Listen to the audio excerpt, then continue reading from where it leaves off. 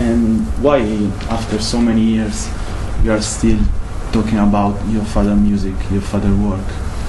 I think it's again kind of what I was talking about before. There's just a misperception of what my father is really about, and I feel like his music has been underappreciated, and his contributions to music have not been recognized as I believe they should. So, I just felt like if there was ever an opportunity to do anything about it, now would be the time. So for the past few years, we've been able to go out there and expose the music to a younger generation and give them a reason to connect to it. Because, if you're just a kid and you're stealing music off the internet, like for free, how are you really connecting to that? Most people these days don't have a strong connection to music. They say they like music, but they don't really value music. They don't want to spend money on it. They want it to just be free and all this stuff. So in this way, if somebody comes to see this music played live, they have a connection to it.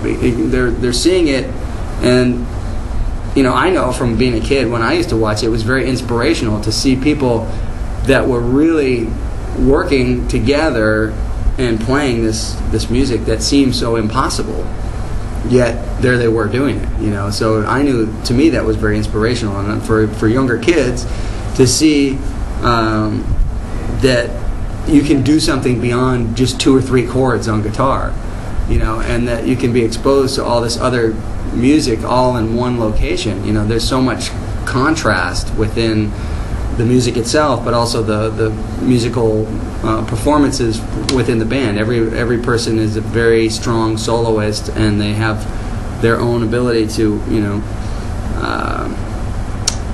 just create colors and textures that in one night's concert you've seen a lot of different music, and that's something that's unusual. Most people see something and it's kind of just one note. It's very homogenized, and that's what people are used to now, and I don't like that, so that's not what we do. And why doesn't your brother play with you? He doesn't really have the ability to do the full range of the material.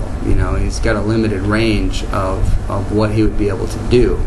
And my goal with this was to be very broad and perform any and all things that we could do. So I didn't want to be limited by the one avenue. Because he was interested in a lot of the comedy songs and things more than some of the other things, and that just wasn't what I wanted to focus on. So we decided not to work together in that one. You played with a lot of musicians, but especially with some hard rockers like Ozzy Osbourne, Van Halen, Extreme. Yeah. Do you like? You're a hard rock fan? Yeah. Well, when I grew up, and started playing guitar when I was 12, the most popular band in the world was Van Halen. And so that whole era, it was like 1982. I was inspired by Randy Rhoads from Ozzy Osbourne, and obviously Eddie Van Halen, and a lot of these bands from the 80s. But as that music sort of started to disappear, although that skill set that was required to be able to play that kind of stuff also became kind of unnecessary, and so there was a period in the 90s where it was basically, if you actually could play, you were out of a job. You had to play really bad to have a job as a musician. You had to be able to just barely make it through and have a terrible sound, and then you had the right, goods. But so during that time, I wasn't playing a lot of guitar because it just seemed like it was never going to come back. But this project, when I started getting involved in it, it really inspired me to become not a guitar player but a musician. And there's a difference, because the guitar players are very guitar centric, and whatever they write or play, really is like that's the focus.